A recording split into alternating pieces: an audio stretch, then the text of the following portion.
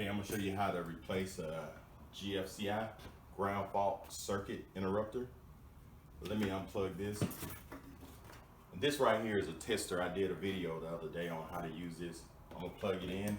As you can see, it's hot, so everything is correctly.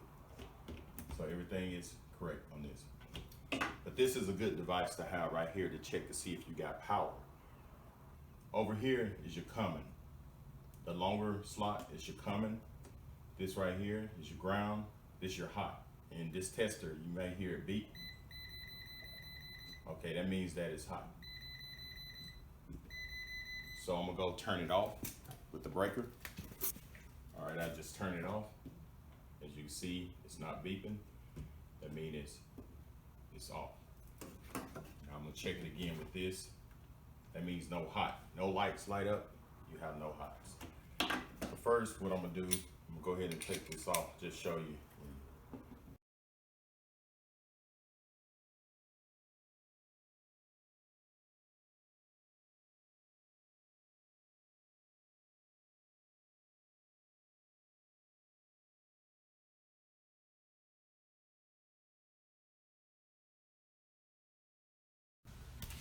Okay, I'm gonna show you the back side of this.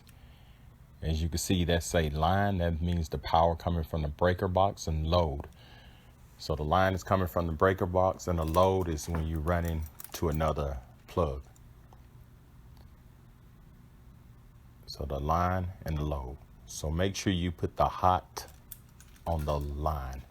That's the one that's bringing the power into the GFCI. So first I'm gonna find out where my hot is at. As you see, that one right there is the hot. You can hear it beep.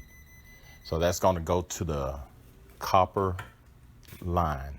So that's the line in. So remember that one at the bottom. You can put a little piece of red tape on it if you want to.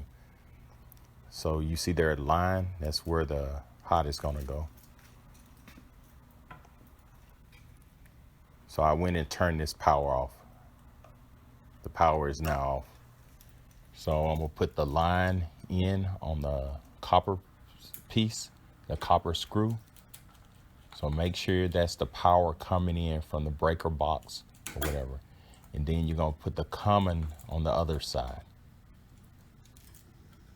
which is a silver screw. So you just push it in and tighten it up. And once you put these two on, that's really all you need, and your GFCI will work. But we want to run the load on other plugs so you don't have to put in multiple GFCIs. So I'm gonna go ahead and put the load side on also. So you put the black load to the copper one, or the brass, and tighten it up. And then you're gonna put your common on the silver side. And you tighten it up.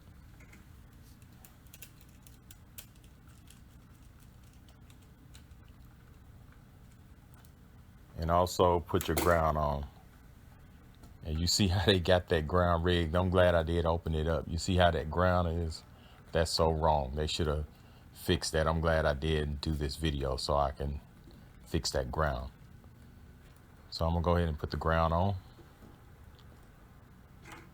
And we're gonna tighten it up.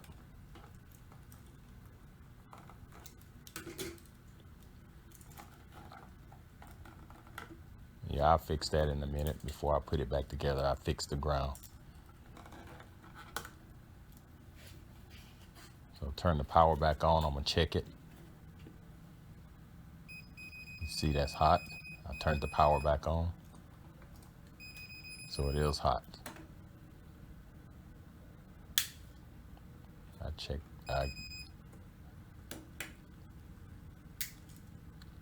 So it's working correctly. I'm gonna plug the tester in. As you see, both of those lights to the right is working. That means it is wired correctly. I pushed it and it tripped. And you can see my video on how to use these testers. So I'm gonna test this. So it's off. So now I'm gonna put this thing back together. I turned the power off and make sure everything was okay. And I did fix that ground that the home builder threw together. So that's probably why I was having a little problems with this. Sometimes I shake it, it would trip the breaker. And the reason for that was that the ground was not on correctly. It was just touching each other. So I'm gonna test it and see if it works. Okay, the lights are on. The 2 lights are on. So if this video helped, subscribe to my channel and have a great day. Thank you.